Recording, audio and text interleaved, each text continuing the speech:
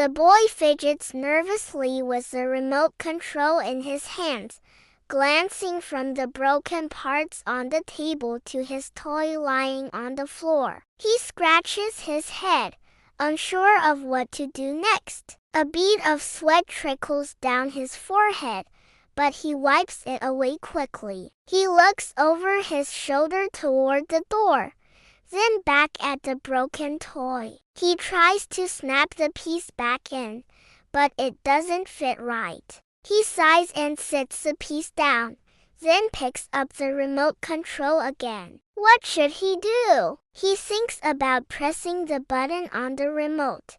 But what if that doesn't work? He takes a deep breath and tries to calm himself down. He can do this. He just needs to figure out how. A dust particle floats in the sunbeam that streams through the window. Another one joins it, then another. The boy watches them, mesmerized. Where are they coming from? He gets up, walks over to the window, and looks outside. A large oak tree stands tall in the distance, its leaves rustling in the wind. He turns back to the table with the broken toy and the scattered pieces. How does the remote turn on? He presses a button, then puts the batteries in the right place. He picks up the toy and tries to fix it, but it doesn't seem to want to be fixed today. He throws it down on the table, frustrated. He kicks a chair leg,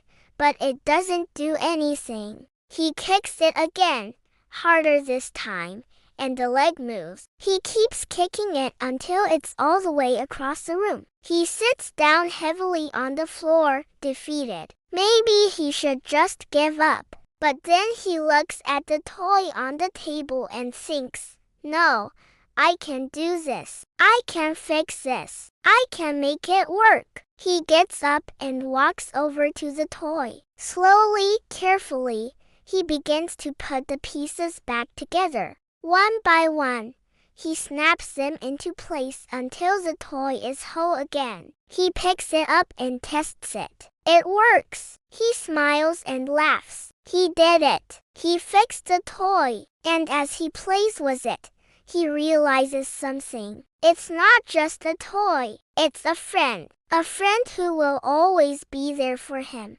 no matter what. A boy fidgets nervously with the remote control in his hands, looking from the broken parts on the table to his toy on the floor. He runs his fingers through his hair and lets out a frustrated sigh. Taking a few steps back, he glances over his shoulder toward the door, then quickly looks away. As if an idea just occurred to him, he bends down and tries to snap the piece back in place, but it doesn't go well. The boy sits down on the floor, leaning his back against the wall. He takes a few deep breaths and closes his eyes for a moment, trying to calm himself down. When he opens them again, he looks around the room as if searching for something. Then he spots a dust particle floating in the sunbeam that's coming through the window. He watches it as it slowly drifts across the room and stops to land on the broken toy. He gets up from the floor and walks over to the table with the remote control in his hand. He looks at the pieces on the table and then back at the toy on the floor. He takes a deep breath and begins to examine the remote control closely, as if looking for something. He turns it over in his hands and runs his fingers over the buttons, then pauses as if he just remembered something important. He looks over his shoulder again, making sure no one is watching, then takes the batteries out of the remote control and puts them in his pocket. He quickly gets down on the floor and starts putting the toy back together. As he works, he keeps glancing up at the door, seemingly on edge, as if expecting someone to arrive at any moment. Finally, he manages to get the toy back together and he tests it out by pressing the buttons and making the buzzing sound. When he's satisfied, he puts the pieces that he took off the remote control back in their place. He then takes the batteries out of his pocket and puts them back inside the remote control. He takes a final look over his shoulder to make sure he's alone,